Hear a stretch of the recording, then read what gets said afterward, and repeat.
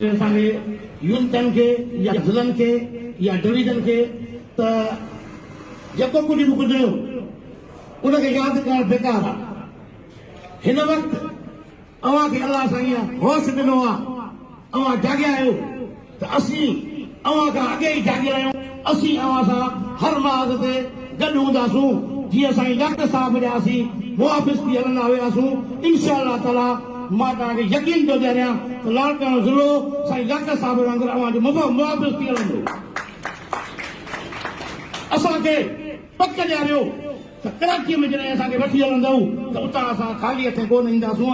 इहो अॼु असां सां वचन कयो, छो त लाड़काणे ज़िले जे अंदरि को बि अहिड़ो मामिलो कोन्हे जो मूंखां उस्ताद पुछाणो कनि। सिर्फ़ु इहो पुछाणो था कनि साईं मां हिकिड़ी तव्हां खां इहा माज़रत ज़रूरु कंदुमि, छो त उस्ताद हिते सवाल था कनि असांखां त तव्हांजे मर्कज़ जंहिंजे अव्हां गॾु हलो था, जंहिंजा अव्हां पढ़ आहियो, जंहिंसां अव्हीं गॾु हलो था, उन अव्हां जे लाइ छा कयो। उनजे करे असां अव्हां खां अहिड़े क़िस्म जी तवक़ो करण जे लाइ ॿ चारि लफ़्ज़ अव्हांखे ज़रूरु चवंदासीं त साईं ख़ुदा हीउ अव्हांखे अलाह साईं मौक़ो ॾिनो आहे। हीउ अहिड़ो मौक़ो आहे, हीउ चवंदा आहिनि त फर्स्ट टू एंड, हीउ अव्हांजे अयामकारीअ जो पहिरियों ऐं आख़िरी मौक़ो अथव। मुर्सीअ साम्हूं ॾियो हीउ केरु थींदी आहे सिंध गवर्नमेंट, साईं डॉक्टर साहिब ऐं साईं रफ़ीक साहिब, साईं इंतज़ार साहिब वारनि त अहिड़ी गवर्नमेंट खे पादर हणाया असेंबलियुनि में।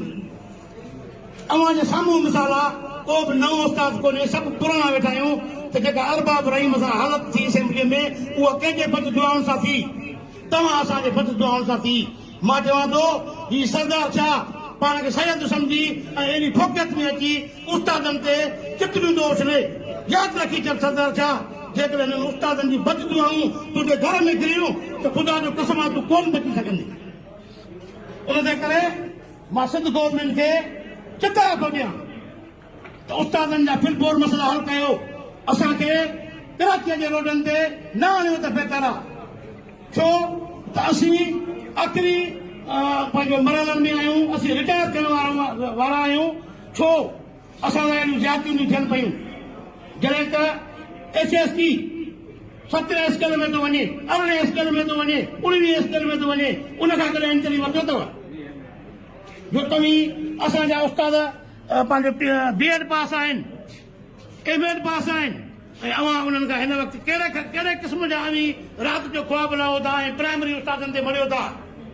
न करणु ॾींदासीं असीं अव्हांखे इहो टके बि असीं टेस्ट कोन ॾींदासीं। सरदार छा यादि रखी छॾ, हीअ अॼु लाड़काणे डिवीजन जी क्रीम वेठी आहे हिते।